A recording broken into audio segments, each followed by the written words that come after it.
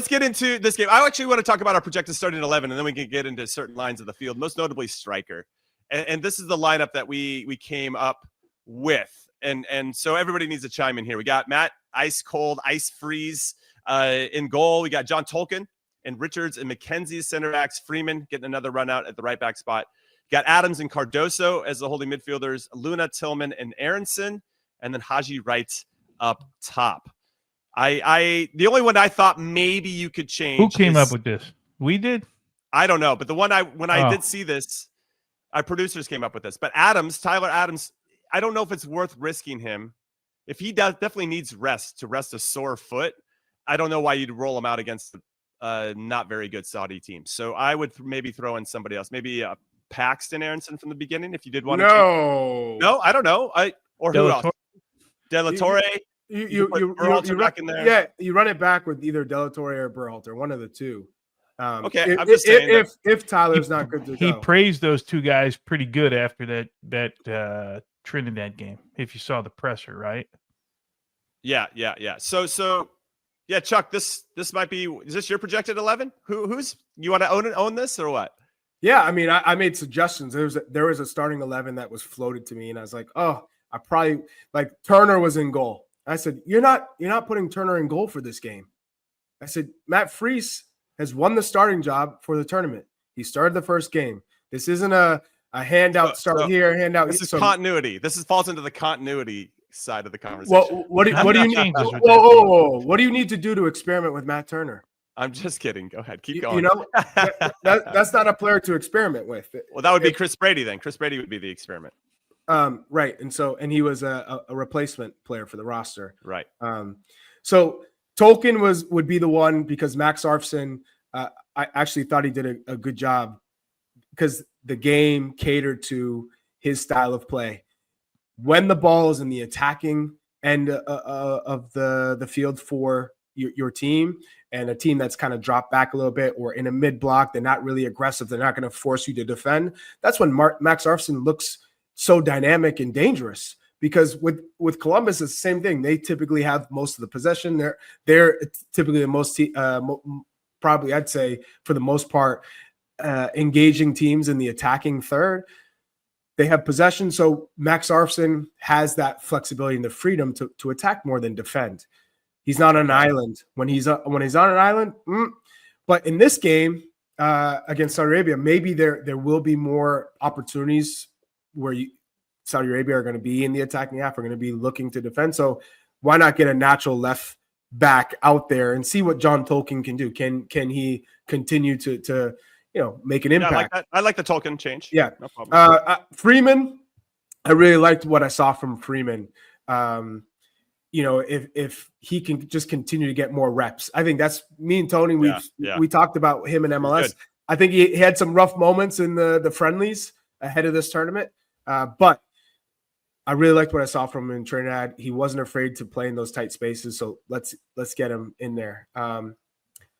By the way, I did said Arfson looked good in that first game against Trinidad. That hadn't changed. What I'm saying is you could get Tolkien in there as a natural left back.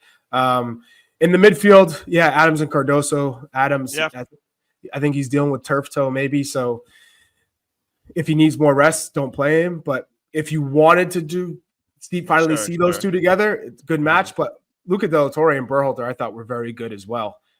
Winning back possession, being good outlets. And then up top is probably the only thing where you say Patrick Gajiman, he scored a goal. And for people that are like, he didn't score. They all count. But what I would say is outside of that goal, I think he didn't have the impact we all had hoped he would have in that game. And that one that he would hoped he'd have in that game in terms of running at guys, keeping possession, creating opportunities. It just felt like he's still not there yet. So let's see Haji Wright. He came off the bench and scored a beautiful goal. I'd like to see him get the start at 9. Okay, and then Brendan Aronson would be the only one I would jump in. Would you? So that would be in replace of Jack McGlynn. So you get a little bit different player profile out there. Yeah, Chuck? Yeah. Jack McGlynn, again, he had a good game.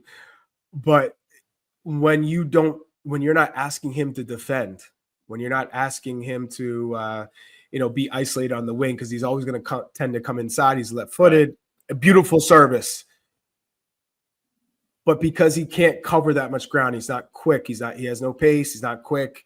I think when you're talking about going up the ladder and playing top teams, it's going to be a huge ask. And he's not going to be a winger on this team when you have Timothy Weah and Christian Pulisic in the team. So why not give Brenden Aaronson a shot, given that he made an impact coming in the game? All right. So you got Adjiman, McGlynn, Berhalter, Del Torre, Ream, and Arston out from that. So that's 6 changes. 6 changes. Seems like a lot to me. Wait, can we put the starting 11 back up? I think I had it right. So Adjiman, McGlynn, Berhalter, Del Torre, Tim Ream, and Arston are all out from. So that's Well, I don't think Adams and Cardoso will start. I think one of the two. So 5. So 5 changes, man. So you're changing half the team. Me personally, I get nervous when you do that. I just don't know. You find a little bit of rhythm, and then all of a sudden you make 5 changes, and then we're going to judge them on how they play. And this is a tournament, right? Because I do think you can get all of these guys in over the next 2 games and give them starts. I also think they can get a run in these games. I just get concerned, just like I did before the Switzerland game. I just get concerned when you have so many changes in the team. Who would you take out, Tony? I do want to see another number 9 for sure. Okay. Look, Adjiman, he's not going to be a starter in this team, but he can be effective. But it was just too sloppy in that game. Forget the goal, right? It's just too sloppy, too many opportunities, and the hold-up play needs to be a little bit better. If Tyler Adams says that, hey, I'm 100%, coach, I want to go, I think you got to play Tyler Adams no matter what. And keep in mind, we came into this competition probably all things being equal and everybody being fit. I think we all thought Cardoso and Tyler Adams would be the central midfield pairing, right? And we say Max Arfson, you have a great game. Guess what your reward is? You go sit on the bench next time. If we put Tolkien in, you know what I mean? Yeah, but are you going to keep running them out there because it felt? Yeah. Do you just keep playing them regardless for the rest of the tournament? Maybe you throw in John Tolkien for the Haiti game, like we'd see. They're clearly trying to make him a left back with this team, right? Because it's not like we're not going to play a system outside of the end of games with 3 where we have wing backs. And let's face it, we know who the left-sided player is that does that naturally. So they're trying to make him a left back, right? Not a left wing back. And he has the tendency to get forward. So if you don't play him there, then we don't know if he can be, you know what I mean? Like, I don't know. Everyone has a threshold. If some people say, change 9 guys, it's fine. I just think like when you start getting into 5 and 6, like, I just think it, and then we're going to ask them to be cohesive at the end of the day. And I'm like, well, how the hell can you be cohesive at the end of the day? You just change half the team. You know what I mean? So I don't know. I get nervous when I see that many changes, but I wouldn't be surprised if he does, because we just saw it a week ago, right? Yeah. I'll jump in and say that if Mauricio Pochettino and this coaching staff feels like they can see something in a certain player, like Patrick Adjiman's getting a lot of minutes, right? He's getting tipped to play a lot. I think we're seeing Jack McGlynn probably a little bit more than we expected. Max Arston's getting probably more run out. So there's clearly something that those 3 guys in particular are bringing to the table. Well, obviously, we're not there in training. We don't get to see maybe how they're being viewed off the field as well and how they fit in with the group or whatever it may be. And if that's who you think are going to be the pieces to your puzzle moving forward, then just give those guys the minutes then. I mean, in some ways, I guess I think more about Arfson here. I was going to say, can I ask you a question?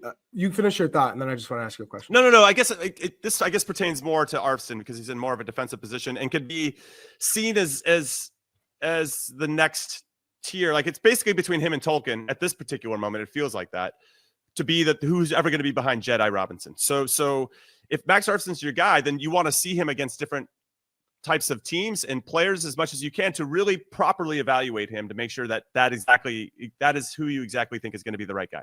So there might be an element of that. I just want to bring that into the conversation because I think that's an interesting perspective. That's possible. I would say heading into this tournament that Diego Luna was probably the one that looked like Mauricio Pochettino's favorite player.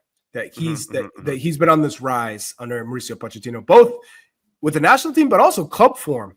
He's been killing it for RSL. I mean, he has 8 goals. The next guy's 1, right? That's the difference. Right. But it seems like after Trinidad, Malik Tillman is now the made man because of where he's playing in his club form. It hasn't translated well with the U.S. men's national team, but after that, it seemed like he's finally reached Mauricio Pochettino to show his quality and justify his playing time. Do you see at all Diego Luna ever coming back above Malik Tillman, or do you think Malik Tillman is set now? No, I think Diego Luna is still above Tillman, even despite this game. Frankly, I know that Pochettino has praised and rightfully praised Tillman after this game against Trini, but Trini was bad, man. And yeah, but he specifically said Tillman is top class. You know, like yeah, cool, and I appreciate that. But I still feel like Diego Luna is like look at the goal that Diego Luna set up for Tillman. I mean, it's his anticipation, it's his eagerness and desire to want to make a play and to read the game and to press, right? I feel like that Diego still does a little bit more of those little things than maybe Tillman does consistently on without the ball. On the ball, we could make an argument that Tillman's he clearly has some quality that is world class. But I think internally, Jimmy, I still think Luna is above Tillman, to be honest. Yeah, I think internally they're looking at Tillman as a potential starter for the World Cup side, right? Like I think Diego Luna is a guy that is likely going to make the roster if he continues on this trajectory. But I still think they're looking at Tillman as like a class above. Yes. Like as far, I just get that sense because I think they've been waiting for Tillman to be. I'll put it this way: as good as Luna's been, and he deserves all of his plaudits, he hasn't come close to what Tillman has done at the club level, and they're waiting for it to be a national team, constant every single game. I know. You're sad. We've come to the end of the video. But if you want more average to good content from your favorite former U.S. men's national team players, this is the channel to make it happen. Go look at our other videos. Go look at our playlists. And if you want more of the content, the best way to make that happen is to hit like, hit subscribe, and then turn on all of your notifications so that you do not miss anything that we drop or when we go live or whatever it may be. We appreciate you. Thank you for watching. We'll see you next time.